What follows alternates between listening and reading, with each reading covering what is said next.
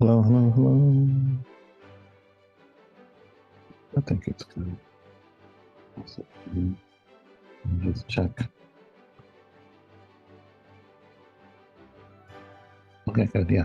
So I just did an audio check. So, welcome everyone. So I know it's kind of late here, but I did want to do a follow-up live stream. Um, and this is really gonna. I hope and I plan to make this series on the question of why did Donald Trump beat Kamala Harris. So please like the live stream.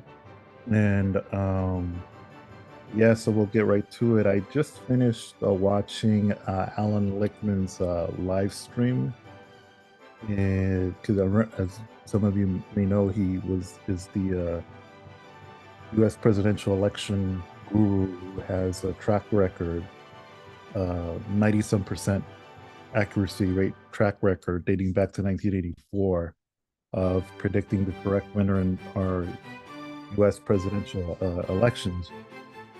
And so I just finished listening to his live stream, and I was reading some of the comments as to, the question, of course, was what happened, right? Because he predicted that Kamala Harris would win according to his 12 keys. So I think he had 8 keys that were in Kamala's favor. So the way his system works is that there are 12 fundamental election keys, and there are questions. And when you if the answer is true, then if I recall correctly, if the answer is true to the question, then the incumbent party that's in power, they win that key. Okay, so apparently she had the advantage of about 8 keys, if I recall correctly, and he only gave Trump 4. Well, that prediction was completely off. Um, and on the night of the election, he just was dumbfounded. He just appeared dumbfounded to me. And his son does these live streams. So I was looking forward to having to see what he had to say today, to see if there's like if he thought about it, or and the beginning of the live stream was interesting, and he made some, I thought, some probably valid points. I'm not an expert um, on this. I did study political science in college and received a bachelor's degree on it and took graduate courses, but didn't complete it. But I don't claim to be an expert on this. But the beginning was fine. But he did make the point that, well, you can't try to fit the keys. If you know the answer to a question, if you know what already happened, you can't really try to modify the keys. So we can't do that. You can't start messing around with the keys just because you know what the answer is. That's not how the scientific method works in political science. So it's not a hard science. It's like a soft science because you can't put people in a laboratory. Okay, and you can't treat people like as if they're under a microscope, because people sometimes do rational things and sometimes do irrational things, and sometimes there are conditions, right, that might affect people's behavior. Uh, but I was a little bit disappointed because later on in the live stream, it just seemed like the tendency that he was going with was blaming the voter, that misinformation, that there's sexism, racism. We looked at the data, and now I have not really delved into the numbers of the data, but from what I have seen, the cries about sexism as an excuse for why Kamala Harris lost, at the moment, I have not seen, there's no ample evidence to indicate that sexism was the reason for Kamala Harris losing to Donald Trump. And this is why. The exit polling shows that Kamala Harris actually lost significant support among all demographic groups, including female voters. Biden actually overperformed Kamala Harris among female voters. So we were expected to believe that sexism was the reason why the American electorate punished Kamala Harris. Well, if that were the case, we would see her have a similar levels of support that Biden had, because after all, she's in the Biden Harris administration, right? Or she would have overperformed among female voters. That's not the case. It's not what happened. Um, so racism was cited. Well, she also underperformed among minority groups. Biden overperformed her in those areas among Latino voters, African American voters. She underperformed. She underperformed among young people. The voters are younger than 30 years old. Okay, this is the demographic that even Bernie Sanders has said that they're the most open, right? The less racist, less sexist group in a long time. They're the most accepting of LGBTQ people. So I just thought the reasons put up for it's just there's no evidence that now there might be cases of some voters, but those people are probably already MAGA supporters. Okay, so that's not, they're not really, they weren't really voters. So I would argue these are not really, if somebody voted against her because of misogyny, um they were really not a voter up for grabs, is what I'm trying to say. The reasoning is just bizarre. And what's interesting in a lot of the rhetoric of some of these liberal or mainstream people get on TV, and even the electorate, who some people who are interviewed who use this excuse, just listen to this. They don't say racism is the reason, right? At least some of them actually. Like I remember listening to one man. He didn't say racism. He was an African American, and they asked him. I think it was the Associated Press. They asked him, "Why do you think she lost?" Well, I think he mentioned misogyny. Okay, of course he couldn't say racism because the electorate overwhelmingly elected Barack Obama to 2 terms.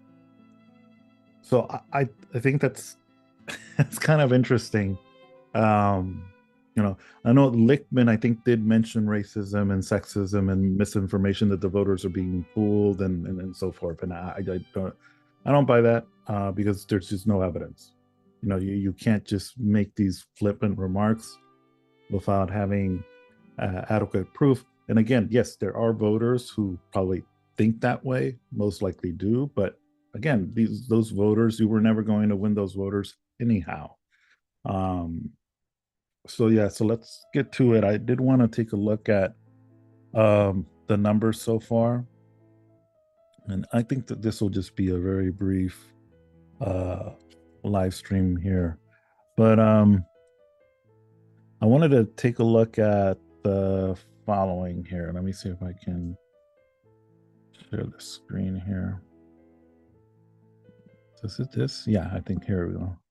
So this is what the electoral map looked like in 2016. Okay, and I think we talked about this before, and this was the electoral map 2020. All right. So actually I don't even want to move this actually, because this is perfectly aligned here. But let me see if I can just do the following here instead of having to do all that. Because I don't really want to move these maps here. Let's see here. Okay, so we'll do that way. Okay, so these are the numbers in 2016. We're looking at the popular vote.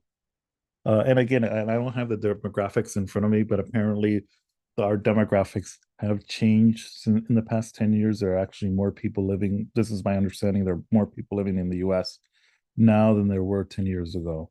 Um, So actually, we should probably look that up, right? Why don't we do that? Um, let's go that. Yeah, let's do U.S. population 2016. Okay. So 327 million. And we should look at registered voters too. Um, we'll just do that as well. Okay. Okay.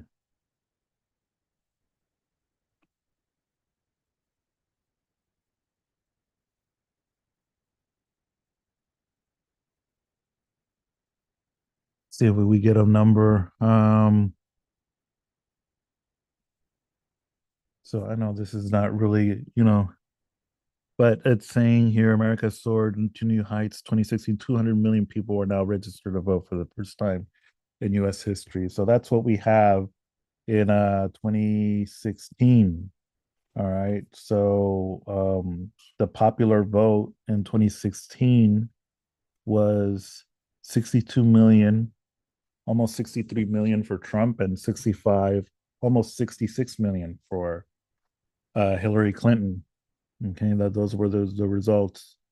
And in 2020, you have a big jump among Joe Biden supporters, 81.2%.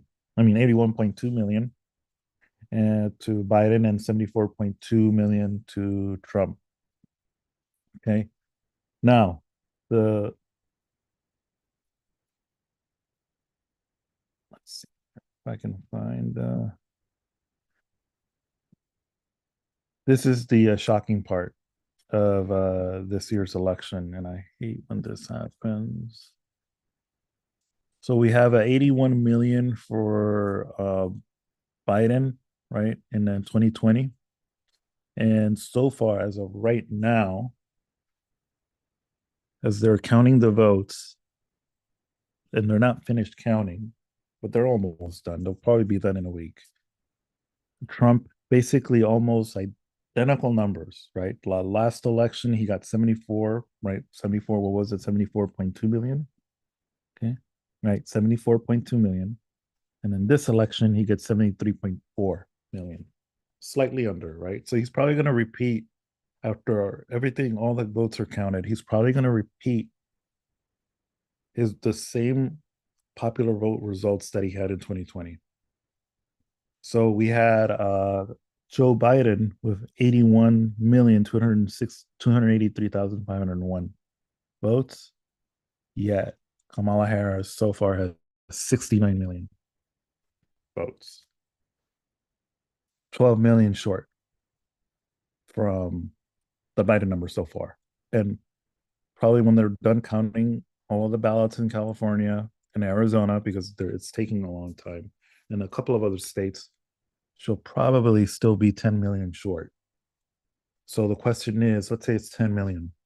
Why did, well, let's go 8 to 10 million people. Why did 8 to 10 million voters who voted Democrat in 2020 fail to come out and support Kamala Harris in 2024? So why did Kamala Harris lose to Donald Trump? The answer, or a possible answer to that question appears to be to get out the vote. It is very possible that the Democrats failed to get out their vote. Of course, they're not going to get the identical amount of support in every election because a lot of things happen in 4 years. People move out of the country, people die, or you have new voters who come in to the voting rolls. They have new people who are new, who are just turned 18 or turned 18 after 2020, and they could have turned 18 on December of 2016, and now they're 21 years old, and this is their first election. And my first election, I was 19 years old when I first voted. So again, it could be that they just failed to get their voters out to the polls. Then, if that is the case, if that is accurate, and we would have to dig more into it, why did voters not come out to vote in the same numbers that supported Biden? And then that's what's leading to a big controversy right now within inside the Democratic Party among progressives and centrists, and in media circles, the blame game, the finger pointing, and it was even mentioned in the Alan Lichtman interview that they actually criticized Bernie Sanders, because Bernie Sanders came out recently and said that the Democratic Party has abandoned working class voters. And the response that the Lichtman in the live stream was that, well, the Democratic Party is they're more pro working class than the Republicans. Uh, they live in a bubble because again, the Democratic Party, what they don't understand is that the Democratic Party used to be the party of the working class people. When they signed NAFTA during the Bill Clinton administration, the Democratic Party ceased to be the party of working class people. They were no longer the party of working class people because that NAFTA decimated a lot of the industrial uh, regions of the United States, like Ohio and Pennsylvania. And these are states that are now voting Republican or are swing states. Um, and so that's is that a possible scenario? And I do know that Mr. Lichtman did mention that the income inequality, he agreed that it has been a problem, but it's always been a problem, right? And so the question is, why would voters today punish Democrats for that, for something that's already been happening? I know where he's coming from. Again, another program called Breaking Points pointed out that almost every incumbent party in power around the world lost their most recent elections, and they cited England, I think Japan, the ruling party, and they cite COVID. Yeah, that possibility or immigration, and of course in England was Brexit and so forth. So it could be a possibility that just because COVID ended, um, in whenever they declared it and ended, maybe the after effects of COVID are not over. I mean, maybe the economists are not really properly gauging the negative impacts of COVID. I do know that there were many people, many restaurants who went out of business, and a lot of people who work in the restaurant business are Latino. And so I know that there's a lot of finger pointing among people, the blaming, because Trump received more votes, more support this time as a percentage among Latino males and African American males as well.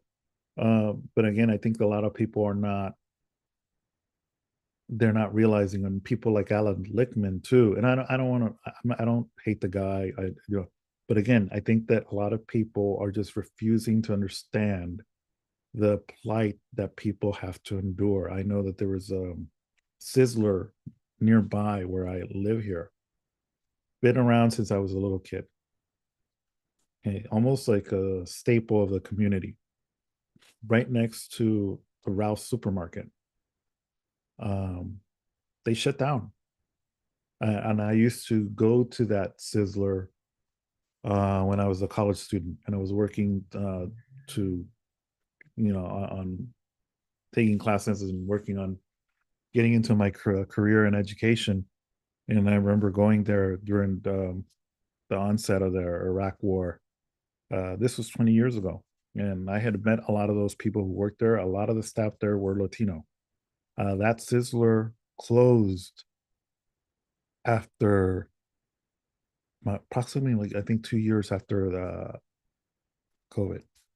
Okay. And those people had been, a lot of those people who I met 20 years ago, that restaurant, were still working there. Okay. Um, and you just think about it.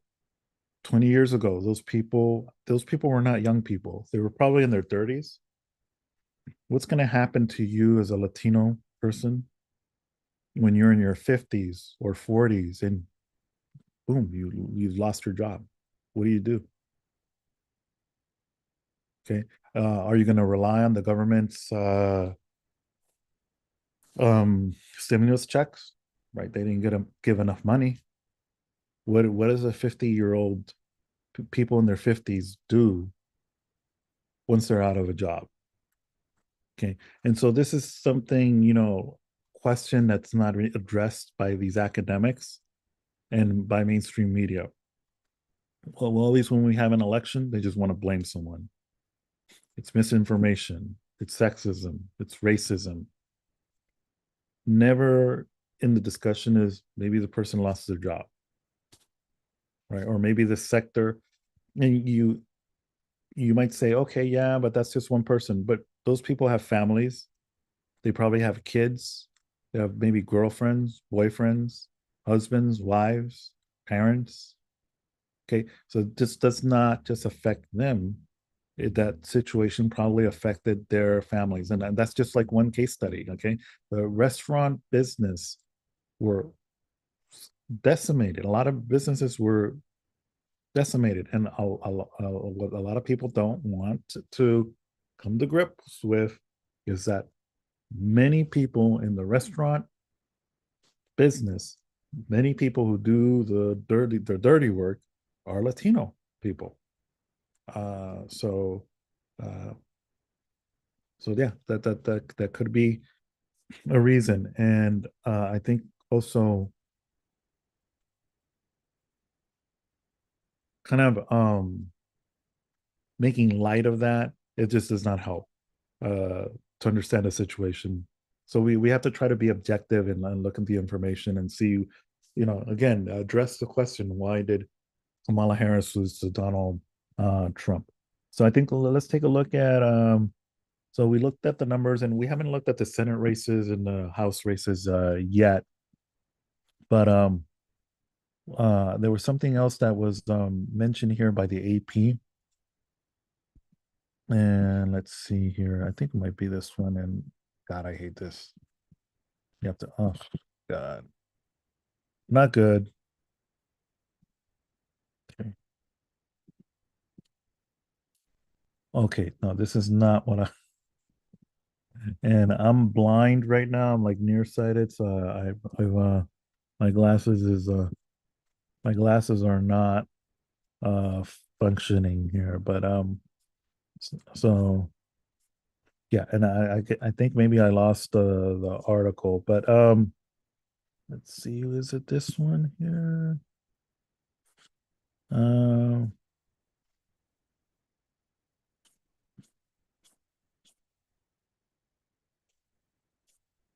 maybe okay. It could be then this here. Okay, yeah. So we'll take a look at this here. Um, what it says here. Let me see if this is coming out right on the stream. Let me just do a visual check here. Yeah, it is. Okay, good. Okay, so we'll read the Associated Press what they had to say a couple of days ago. It says the results cap a historically tumultuous and competitive election season that included two assassination attempts targeting Trump and a shift to a new Democratic nominee just a month before the party's convention. So Harris only had like 107 days in this campaign. And that could be have been maybe a possible reason why she lost. Now, I know that they're in the reporting during the early stages of the campaign. She was doing well in the polling, and at one point she surpassed Trump, but there were calls for her to have more interviews. So maybe that's a possibility that, when you're running presidential elections, there are fundamentals that every candidate has to meet. Voter ID is one basic fundamental.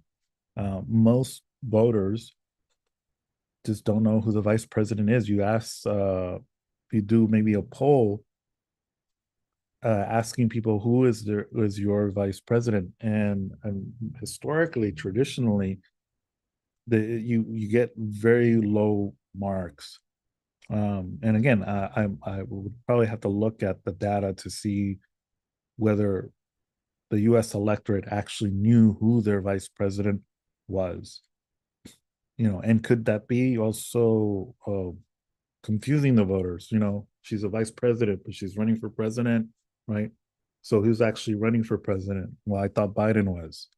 So what is the fact that she didn't give enough interviews probably a reason why she may have lost this election because voters were not really aware that she was running. So I don't know, could be a possibility. So something that we would have to take into account there. So Trump will inherit a range of challenges when he assumes office. It goes on. uh his win against Harris, the first woman of color to lead a major party ticket, marks the second time he has defeated a female. But again, what we saw in the popular vote in 2016, he lost the popular vote. So you know, so the fact that he was going against a female voter might not be the reason. Okay. Harris, the current vice president, rose to the top of the ticket after Biden exited the race amid alarm about his advanced age. Despite an initial surge of energy around her campaign, she struggled during a compressed timeline to convince disillusioned voters that she represented a break. So there we go. So and then a lot of people are citing this, that she was asked how would she be different from Biden, and she said she would not. And David Axelrod in a CNN episode said that was, he felt that was crucial and probably a blow to her campaign because the electorate wanted a change from the status quo. Okay, and so she basically said that she would not be any. She claimed she would not be any different than Biden. Uh, and it says here that she did speak on Wednesday, and they're just pointing out that Trump here, he's the first president since Grover Cleveland not to serve consecutive terms, um, but he is the first convicted of a felony to be elected president, and then he becomes the oldest president elected to the office. He's because he's 78 years old. Okay. Um, and so far. Let's see. Well, here we go. Um, while Harris focused much of her initial message around themes of joy, Trump channeled a powerful sense of anger and resentment among voters. So again, this could be another one that, again, themes of, so that's not really a theme to a campaign. I and so I did see that in her campaign, that in the beginning, I thought that the theme in the beginning was that so according to her own words, she was a prosecutor, right? Or a DA. She had been a DA, and then later the attorney general. And then at one time that she uh, represented a sexually abused clients for the state of California. She said that that it was Kamala Harris for the people. Okay, so I thought that was the theme, and then they even had the slogan "for the people." But as the campaign went on, I didn't hear that slogan, that she was for the people. And then now you have this joy. So I mean, with all due respect to the academics like Alan Lichtman, I mean, election fundamentals or campaign fundamentals are important. Your campaign, they have to stay on message. And if you have a theme, it needs to be a consistent theme. It just seems like she was just disorganized. She has a history of being disorganized and being all over the place. So that didn't help. Uh, you know, joy is that's just. I'm sorry, I've never heard of joy being a theme in a campaign. But you do hear anger, resentment, like Nixon used that as a theme. Bernie Sanders used that as a theme, and I think he won over 20 states in the primaries in 2016, and won many more primaries in 2020 before he had to drop out. Uh, but those are effective themes. I've never heard of joy being a theme, an effective theme in a presidential election. It says here he seized on frustrations over high prices and fears about crime and migrants will illegally enter the country on Biden's watch. He also highlighted, by the way, somebody also mentioned that cop killings, police killing of African Americans actually were higher under the Biden administration than in the previous administration. Right. So they were, so it was cited that during the Trump administration, you had the Black Lives Matter movement, and during COVID, they had a lot of rallies and around the country and a lot of marches, that were televised nationally. And it was, I think, it was this a reason Lichtman, um, why Trump lost one of the keys under Lichtman's um, 12 keys uh, scenario. So yeah, so that's interesting to note that that phenomenon is probably still, and you don't see the Black Lives Matter movement, a lot of marches anymore. Um, but again, it could be that the situation among police killings maybe has gotten worse and not better. So who knows? He also highlighted wars in the Middle East. He's talking about Gaza and Israel, Russia's invasion of Ukraine to cast Democrats as the presiding. So yeah, that they're the party of war. If he comes in, that he's gonna get rid of it. So yeah, I think this could be also another factor in his keys that it's not that he didn't take into account, because he really did not give the foreign policy keys. He actually gave those keys to the Biden Harris administration. Yet the situations over there in the Middle East and in Ukraine are a disaster. Uh, and again, there are no U.S. troops there, but we are spending a lot of money over there. So it could also maybe have factored into some voters being displeased that we're spending so much money over there. And I'm not addressing whether the voters are pro-Israel or anti-Israel or pro-Palestine or pro-Ukraine or pro-Russia.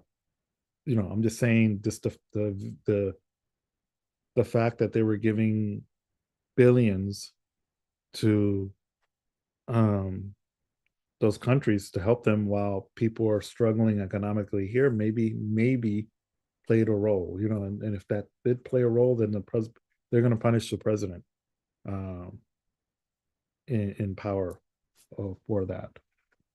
Okay, so I mean, I think under Alan Lichtman's keys, he's not going to take that into account because it would not fall in um his uh his scheme there in that formula.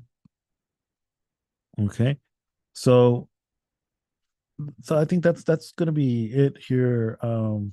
There were other stuff I think that I did want to take a look at. Uh, so yeah, but I think there was another article. I probably lost it here. It was really about the why voters voted the way that they voted. But we'll do that some other time there. But I yeah, I think that there was one here. Oh, again, I probably just lost a tab here. So I thought that there was one here about um yeah, why voters voted the way that they did. And I apologize, I don't have that up here. So or maybe I lost uh yeah. Oh, here it is. Here, this was the one. This was the one. So this was the article. So this was a survey that there's more than 115 voters nationwide, and they found that the fate of democracy appeared to be a primary driver for Kamala Harris supporters. So it's a sign that the Democratic nominee's messaging in her campaign's closing days accusing Trump of being a fascist may have broken through. By contrast, Trump supporters were largely focused on immigration and inflation. Now, I don't think that their voters are saying inflation, but this is what they really mean is prices, gas prices, uh, prices at the grocery store. Okay, that stuff. Two issues that the former president has been hammering since the start of his campaign. He pledged that tariffs would bring back factory jobs and that greater domestic oil production would flow through the economy and lower prices. So that's going to be interesting if he does do the tariffs and if he actually pulls it off. And if he doesn't, what's going to be the repercussions for his administration? And if he does pull it off, what are the economic impact? What is the economic impact going to be because those tariffs get passed? So that'll be interesting to watch there. Overall, the presidential candidates, the coalitions based on race, education, and community type appeared largely similar to the 2020 results.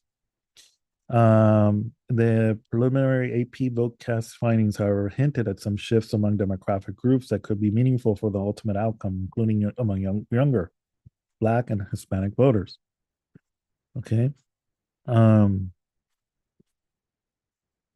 Voters' conflicting views on key priorities set up a challenge for whoever ultimately wins the election to lead the world's premier economic military power. Voters saw the qualities of each candidate differently.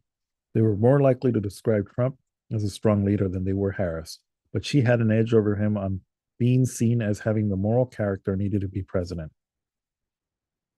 And both sides couldn't agree on what matters. Almost two-thirds of Harris voters said the future of democracy was the most important factor for their votes. No other topic, high prices, abortion policy, the future of free speech in the country, or the potential to elect the first female president was as big a factor for her backers. Trump voters were more motivated by economic issues and immigration. And again, because more of them came out to vote than Harris, that's going to win the day. Okay.